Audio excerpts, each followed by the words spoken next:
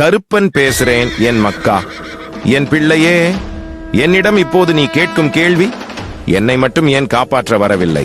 அளவு கடந்த துன்பத்தை அனுபவித்துக் கொண்டிருக்கிறேன். நீ ஆறுதல் மட்டும் சொல்லிக் கொண்டிருக்கிறாய். எப்போது எனக்கான நல்லது நடக்கும் என்று கேட்கிறாய்?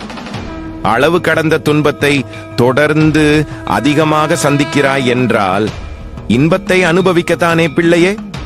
உன் கர்மாவை கழித்துக் கொண்டு அதிலிருந்து மீண்டு வரும் பொழுது நான் கொடுப்பதை நீ பெற்றுக்கொள்ள தயாராக இருக்க வேண்டும்.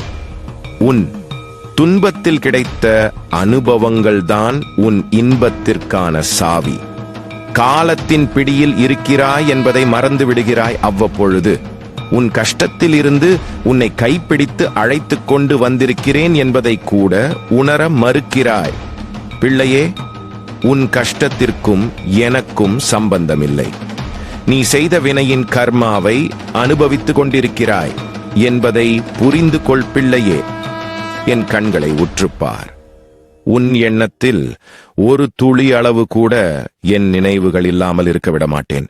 உன்னை நான் முழுமையாக ஆட்கொண்டு விட்டேன். உன் எண்ணங்கள், உன் செயல்கள் அனைத்திலும் எந்த நினைவுகள் உனக்கு தந்து கொண்டே இருப்பேன். உன்னை ஒரு நாளும் மாயைகளுக்குள் சிக்க விட மாட்டேன். உன் தேவைகள் அனைத்தையும் பூர்த்தி செய்து உன்னை இந்த உலகத்தில் முன்னேற்றம் அடைய செய்யாமல் நான் ஓய மாட்டேன். உன்னிடம் கூடவே இருந்து உன்னை அணு அணுவாக வழி நடத்துவேன். பிள்ளையே, நான் ஒருவரை ஆட்கொண்டு விட்டேன் என்றால் அந்த உயிரை என் பெயரையும் என் புகழையும் பாடும்படி வைப்பேன். என் மேல் பித்து கொண்டிருக்கும் ஒரு பக்தனை தீமைகள் வட்டமிடுமே தவிர தொட்டுவிட முடியாது.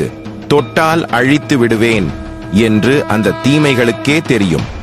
இல்லையே, என் அருவாளும் குதிரையும் உனக்கு எப்பொழுதும் துணை இருப்பார்கள். நீ எங்கு சென்றாலும் அங்கு நீ அழைத்த அந்த நொடியில் உன் கண் முன்னே நிற்பேன் என் மக்கா.